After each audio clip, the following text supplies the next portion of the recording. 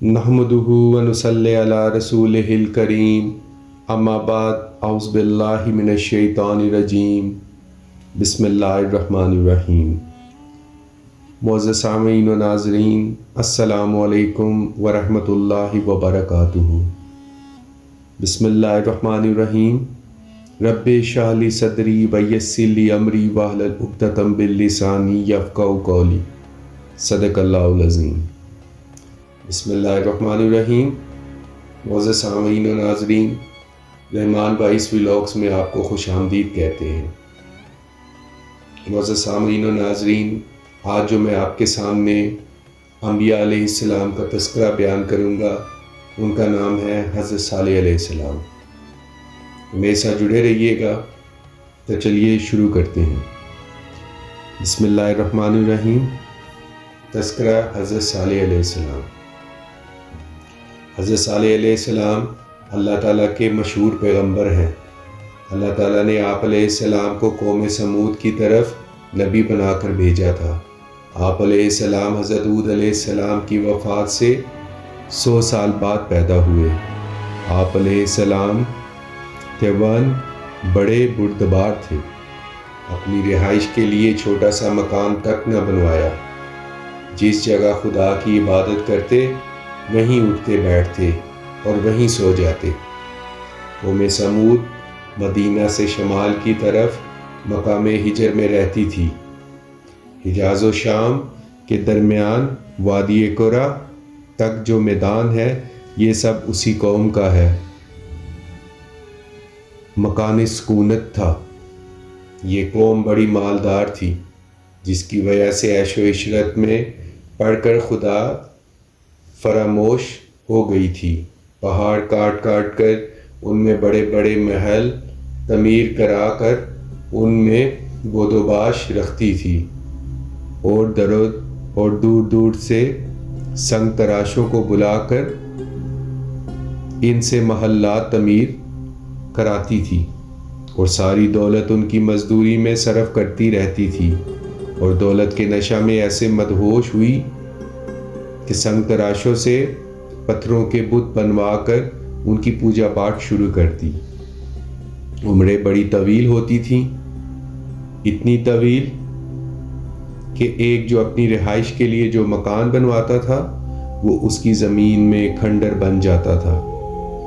इस कौम ने भी अल्लाह के नबी और अपने मोहसिन हज़रत सालेह अलैहिस्सलाम को जुटलाया, उनकी तकज़ीब की और इस हद तक बढ़ी कि हज़रत सालेह अलैहिस्सलाम से ये मुतालबा किया कि अगर तुम अपना दावा नबूवत में सच्चे हो तो सामने वाले पहाड़ की चट्टान से एक हामला ऊँटनी निकाल कर दिखलाओ तो हम ईमान ले आएंगे। अल्लाह ताला ने हज़रत सालेह अलैहिस्सलाम की दुआ बतौर मौजज़ा पहाड़ की चट्टान से हामला ऊँटनी पैदा फरमा दी। ये ऊँटनी बड़े डेल डोल की थी। जिस जंगल में चरती उसको देखकर दूसरे जानवर डर कर दूर भाग जाते थे। ये कौम इतना अजीब और महीर अकूल मौजज़ा देखकर ईमान लाने की बजाय ऊँटनी के दुश्मन बन गए और इसको हलाक कर दिया और हज़रत सालेह अलैहिस्सलाम से अज़ाब लाने का मुतालबा करने लगे। हज़रत सालेह अलैहिस्सलाम ने बहुक्म खुदाबंदी जवाब दिया, अच्छा तुम 3 दिन अपने घरों में और आराम कर लो, फिर देखो गज़ब से तुम पर कैसा अज़ाब आता है। इसी दौरान हज़रत सालेह अलैहिस्सलाम और उनके अहले खाना को कत्ल करने के मंसूबे बनाने में शुरू कर दिए। ये मंसूबे बनाने वाले अपना मंसूबा को अमली जामा पहनाने से पहले ही खुद ही हरफ़े गलत की तरफ मिट गए।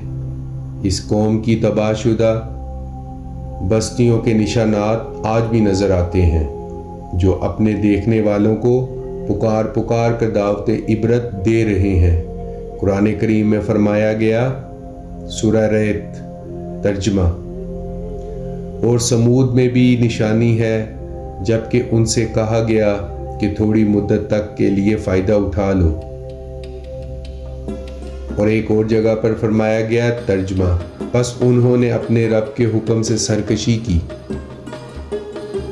پس ان کو کڑک نے پکڑ لیا اور وہ دیکھ رہے تھے۔ سورہ رعد۔ ایک اور جگہ پر فرمایا ترجمہ، پھر وہ نہ اٹھ سکے اور نہ اپنا بچاؤ کر سکے۔ قوم سمود اور ان کی بستیاں۔ سمود کی آبادیاں ہجر میں تھیں۔ حجاز اور شام کے درمیان وادی قرا تک جو میدان ہے، یہ سب ان کا مقام سکونت تھا۔ سمود کی بستیوں کے کھنڈر اب بھی موجود ہے۔ بعض مصریوں نے پوری تحقیق کی ہے۔ وہ ایک ایسے مکان میں داخل ہوئے جو شاہی حویلی تھی، جس میں متعدد کمرے تھے اور حویلی کے ساتھ بڑا حوض تھا، اور یہ پورا مکان پہاڑ کاٹ کر بنایا گیا تھا۔ سمود اس قوم کے جد امجد تھے، جس کا نسب اس طرح سے ہے کہ سمود بن عامر بن ارم بن سام بن ازنو علیہ السلام۔ سمود کی اولاد قوم عاد کے ہلاک ہونے کے بعد عرب میں پھیل گئی تھی۔ یہ ان کا ملک شام اور حجاز کے درمیان تھا، جو شہر حجاز سے ملا ہوا تھا، اس کا نام وادی قرا تھا، اور جو شام کے قریب تھا اس کا نام ہجر تھا۔ ان دونوں کے درمیان 1700 بستیاں چھوٹی اور بڑی تھیں۔ ان بستیوں میں مضبوط عمارتیں بنائی گئی تھیں۔ کھیتی کے کام کرتے، کنویں اور تالاب کھودتے تھے۔ ان زمینوں میں پتھر کے سبب سے پانی کم تھا۔ پتھریلی زمینیں تھیں، اس لیے کنویں، تالاب وغیرہ دشواری سے کھودتے جاتے تھے۔ اکثر مال باغات لگانے اور مکانات تراشنے میں خرچ ہوتا تھا۔ عمارتیں منقش تراشتے تھے۔ آخر میں ہوتے ہوتے پتھروں کی عجیب و غریب صورتیں تراشنے لگے۔ پھر ان کو پوجنا شروع کر دیا، یہاں تک کہ بت پرستی ان میں پھیل گئی۔ حق تعالیٰ سے بالکل غافل ہو گئے۔ پروردگار عالم جل جلالہ نے حضرت صالح علیہ السلام کو اس قوم کی ہدایت کے لیے مبعوث فرمایا۔ حضرت صالح علیہ السلام کا حلیہ مبارک۔ آپ علیہ السلام شکل و صورت اور حسب و نسب کے اعتبار سے اپنی قوم میں سب سے اعلیٰ تھے۔ لڑک پن ہی سے نیک بختی اور صلاحیت کی نشانیاں ان میں پائی جاتی تھیں۔ یہ رسالت کا مرتبہ عنایت فرما کر پروردگار عالم جل جلالہ نے وحی نازل فرمائی، جیسا کہ پروردگار عالم کا ارشاد ہے۔ سورہ اعراف ترجمہ۔ اور سمود کی طرف ہم نے ان کے بڑے بھائی صالح علیہ السلام کو بھیجا۔ انہوں نے کہا، اے میری قوم، اللہ کی عبادت کرو، اللہ کے سوا کوئی معبود نہیں۔ قوم سمود کا حق سے انکار۔ ایک مختصر اور کمزور سی جماعت آپ علیہ السلام کی رسالت پر ایمان لائی اور مسلمان ہو گئے، لیکن قوم کے بڑے سردار اسی طرح بالکل باطل پرستی پر قائم رہے۔ انہوں نے خدا کی دی ہوئی خوشی اور عیش کا شکریہ ادا نہ کیا اور کفران نعمت کو شعار بنایا۔ وہ حضرت صالح علیہ السلام کا مذاق اڑاتے ہوئے کہا کرتے تھے کہ اگر ہم باطل پرست ہوتے اور خدا کے صحیح دین کے منکر ہوتے اور اس کے پسندیدہ طریقہ پر قائم نہ ہوتے تو آج ہم کو یہ دھن دولت، سرسبز و شاداب باغات کی فراوانی، سیم و زر کی کثرت، بلند و عالی شان محلات کی رہائش، میوہ جات پھلوں کی کثرت، شیریں نہریں اور عمدہ مرغزائیں کی افزائش حاصل نہ ہوتی۔ تو اپنے آپ کو اور اپنے تابع داروں کو دیکھ اور پھر ان کی تنگ حالی اور غربت پر نظر کر کے بتا کہ خدا کے مقبول کون ہیں۔ آپس میں کہتے، کیا ہماری موجودگی میں اس پر خدا کی نصیحت اتری ہے؟ اور کہتے ہیں، کیا تم کو یقین ہے کہ صالح علیہ السلام پروردگار کے رسول ہیں؟ نہیں، ہرگز نہیں۔ لیکن ان کو مسلمان جواب دیتے، یعنی بے شک ہم تو اس کے لائے ہوئے پیغام پر ایمان لاتے ہیں۔ پھر کافر غصہ میں آ کر کہتے یعنی بے شک ہم تو جس پر تم ایمان لائے ہو انکار کرتے ہیں۔ بہرحال ان مغروروں نے حضرت صالح علیہ السلام کی دعوت کو قبول نہ کیا۔ دوسرے مقام پر پروردگار عالم جل جلالہ کا ارشاد ہے، سورہ ہود ترجمہ: اور سمود کی طرف ہم نے ان کے بھائی صالح علیہ السلام کو بھیجا۔ اس نے کہا، اے میری قوم، اللہ کی عبادت کرو، اس کے سوا کوئی تمہارا معبود نہیں۔ اسی نے تم کو زمین سے بچایا اور اس میں سے تم کو آباد کیا، بس اس سے معافی چاہو، پھر اس کی طرف رجوع کرو۔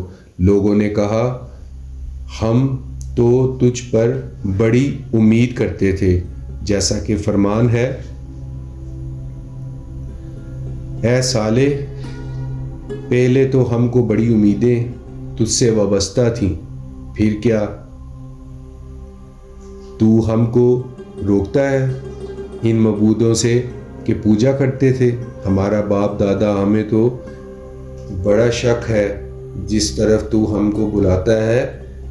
اور تیسرے مقام پر پروردگار عالم جل جلالہ نے ارشاد فرمایا، سورہ ہجر ترجمہ: اور ہجر والوں نے بھی رسولوں کو جھٹلایا اور ہم نے ان کو اپنی نشانیاں دیں، مگر وہ ان سے منہ پھیرتے رہے، اور وہ پہاڑوں کو کاٹ کر ان میں گھر بناتے تھے کہ امن میں رہیں، مگر یہ افاستیں کام نہ آئیں۔ چوتھی جگہ پر پروردگار عالم جل جلالہ کا ارشاد ہے، سورہ شعراء ترجمہ: سمود نے رسولوں کو جھٹلایا جب ان کے بھائی صالح علیہ السلام نے ان سے کہا، کیا تم ڈرتے نہیں؟ میں تمہارے لیے ایک معتبر رسول ہوں، بس تم اللہ سے ڈرو اور میری بات مانو، اور میں تم سے اس پر کوئی بدلہ نہیں مانگتا، میرا بدلہ صرف رب العالمین کے ذمہ ہے۔ اور پانچویں مقام پر پروردگار عالم یوں ارشاد فرماتا ہے، سورہ نمل ترجمہ: اور ہم نے سمود کی طرف ان کے بھائی صالح علیہ السلام کو بھیجا۔ اور چھٹے مقام میں ارشاد ہے، سورہ سجدہ ترجمہ: اور جو سمود تھے ہم نے ان کو راہ دکھائی، پھر پسند کیا انہوں نے اندھا رہنا ہدایت پر جانے سے۔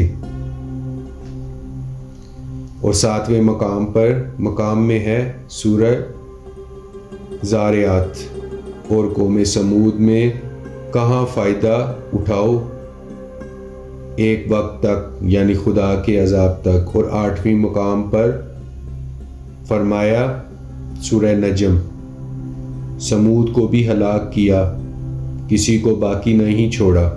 اور نویں مقام میں فرمایا، جھٹلایا سمود نے ڈرانے والوں کو۔ اور 10ویں مقام پر فرمایا، سورہ حاقہ الحاقہ ترجمہ: قوم سمود اور قوم عاد نے کھڑکھڑانے والی حقیقت کو جھٹلایا، پھر قوم سمود تو وہ ہلاک کی گئی زور کی آواز سے۔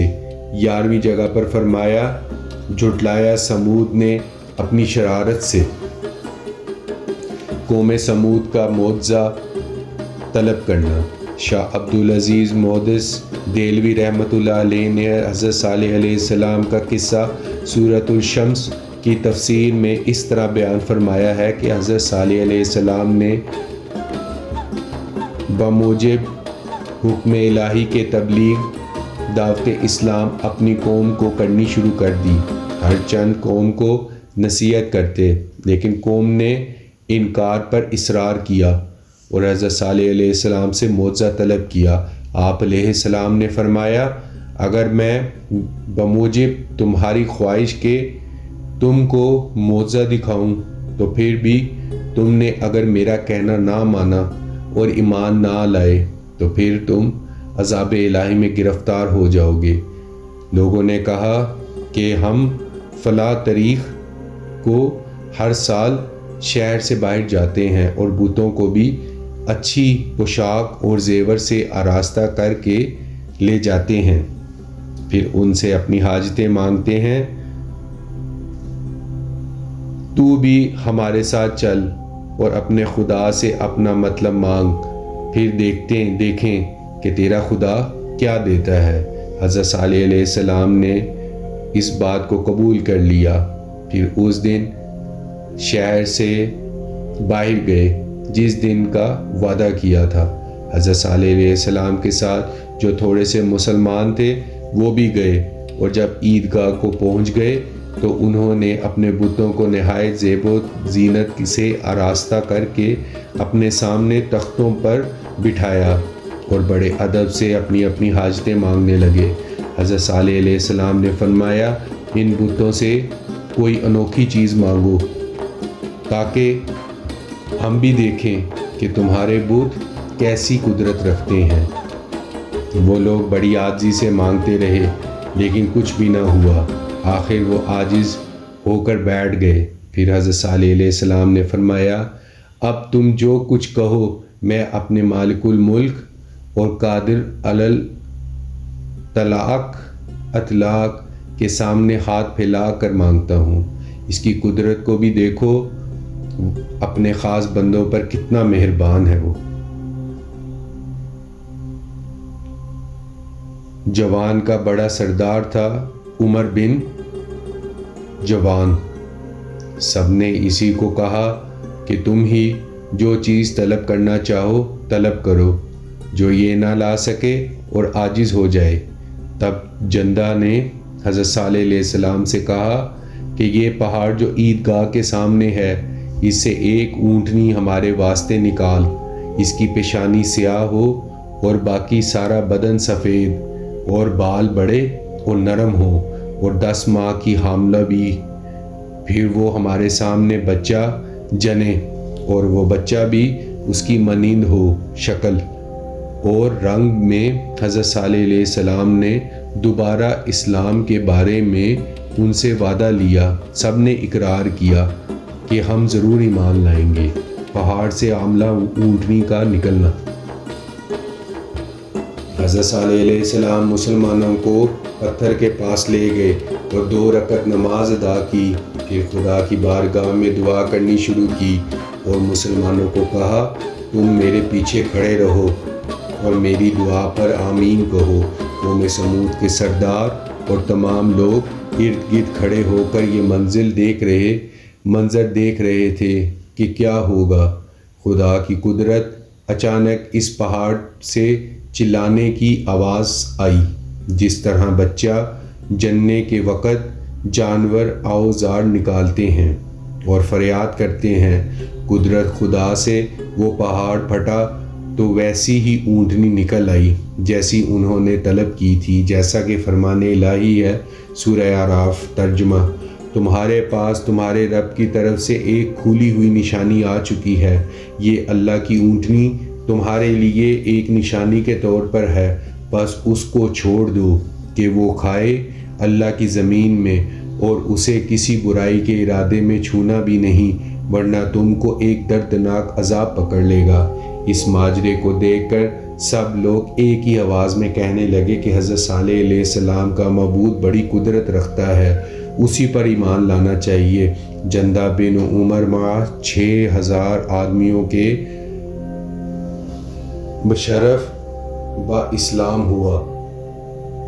حضرت صالح علیہ السلام کے قدموں پر گرا اور گزشتہ تفسیروں سے نادم ہوا اور معافی چاہی، لیکن دوسرے اپنے نفس اور کفر کی شامت سے انکار پر قائم رہے اور اپنے فرما برداروں کو بھی سمجھانا شروع کیا۔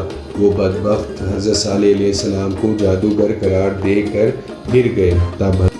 تب حضرت صالح علیہ السلام نے فرمایا کہ تم نے خلاف عہد کیا اور مجھ پر ایمان نہیں لائے۔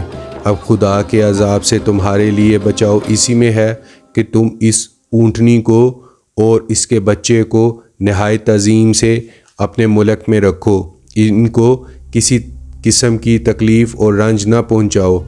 تمہارا بچاؤ اسی میں ہے۔ جب تک یہ اونٹنی اور بچہ تم میں رہیں گے، خدا کا عذاب تم پر نہ آئے گا۔ اگر کسی قسم کی تکلیف ان کو پہنچائی تو پھر عذاب الہی میں گرفتار ہو جاؤ گے۔ معزز سامعین و ناظرین، یہ پارٹ 1 میں نے آپ کو حضرت صالح علیہ السلام کا بیان کیا ہے۔ اگر میرا ولاگ پسند آیا ہو اس کو ضرور لائک کیجئے، سبسکرائب کیجئے اور بیل کے آئیکن کو ضرور کلک کیجئے تاکہ میری نیکسٹ ویڈیو آنے والی ویڈیو کا نوٹیفیکیشن آپ کے تک بر وقت پہنچ سکے۔ اپنے پیاروں کا، اپنے عزیزوں کا، ہمسایوں کا خوب خیال رکھیے گا۔ اللہ آپ کا حامی و ناصر ہو۔ السلام علیکم ورحمۃ اللہ وبرکاتہ۔